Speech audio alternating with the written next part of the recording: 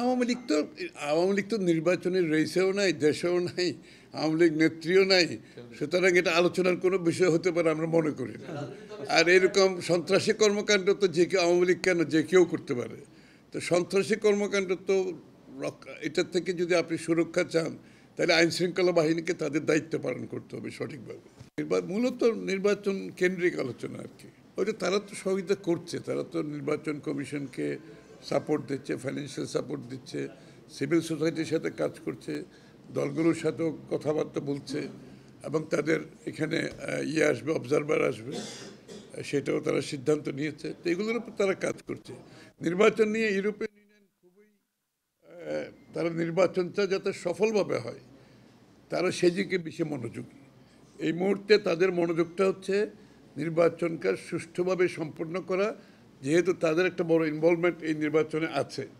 তারা চায় এই নির্বাচনটা সুষ্ঠুভাবে সমাধান হোক এবং দেশে গণতান্ত্রিক অর্ডারটা ফিরে আসুক। না, আমরা বলেছি, এবং এই 227টা সিট দেওয়ার পরে অনেকটা আমি বলবো গ্রহণযোগ্য সকলের কাছে হয়েছে, এবং আমি মনে করি সব কোটার থেকে যেটা রিপোর্ট আমরা পেয়েছি তারাও মনে করছে যে মনোনয়নগুলো ভালো হয়েছে বিএনপির। যে ধরনের অন্য ধরনের চিন্তা করা হয়েছিল সে ধরনের কিছু হয়নি, বরঞ্চ সাধারণ মানুষের কাছে গ্রহণযোগ্য হয়েছে। আমি বিভিন্ন কোয়ার্টার থেকে যেটা আমরা রিপোর্ট পেয়েছি সবাই সন্তুষ্ট।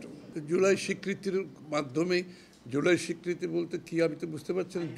আমরা তো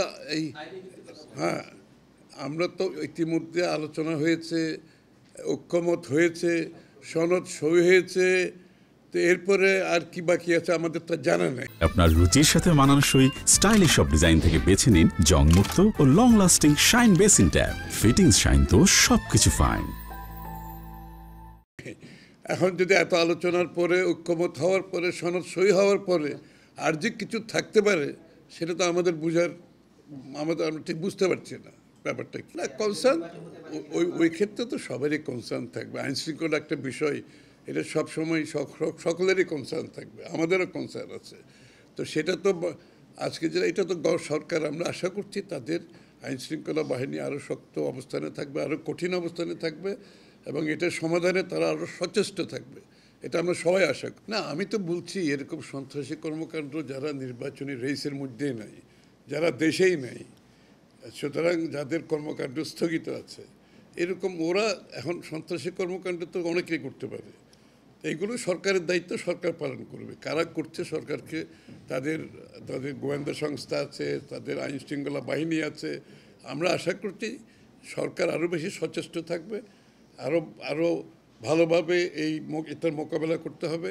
তার মাধ্যমেই আমরা নির্বাচনের দিকে যাব। আর এইগুলো নির্বাচনের আগে কেউ সন্ত্রাসী কর্মকাণ্ডের মাধ্যমে নির্বাচনকে বাধাগ্রস্ত করতে পারবে সেটা বিশ্বাস করার কোনো কারণ নেই। বাংলাদেশের মানুষ অনেক সজাগ, তারা নির্বাচনের অপেক্ষায় আছে। তারা আজকে সমস্ত বাংলাদেশের 300 আসনে নির্বাচনী কর্মকাণ্ড পূর্ণ উদ্যমে চলছে, উৎসাহ উদ্যাপনের মধ্যে চলছে, এবং সব রাজনৈতিক দল কিন্তু এখন মাঠে, কম বেশি সবাই রাজনৈতিক মাঠে চলে গেছে অলরেডি। নির্বাচনের কর্মকাণ্ডে সবাই লিপ্ত, এবং ভালোভাবে নির্বাচনের কর্মকাণ্ড প্রতিটি এলাকায় কর্মকাণ্ড এখন এগিয়ে যাচ্ছে। কারণ উৎকণ্ঠার কোনো কারণ তো নাই। ওরা তো অলরেডি সাপোর্ট দিচ্ছে নির্বাচনকে এগিয়ে নিয়ে যাওয়ার জন্য, নির্বাচন কমিশনকে দিচ্ছে, সিভিল সোসাইটিতে কাজ করছে তাদের, এবং সময় মতো করার জন্য তো তারা কাজ করছে। এখানে তারা তো আইনশৃঙ্খলা বাহিনী সম্বন্ধে যেটা আমি বলছি, এই উৎকণ্ঠা তো সবারই থাকে সব সময়, আর নির্বাচন আসলে সবসময় হয়। আর যারা সন্ত্রাসী কর্মকাণ্ড, এটাকে দমন করার জন্য সরকার, আমি মনে করি আইনশৃঙ্খলা বাহিনী তাদের ব্যবস্থা নেবে।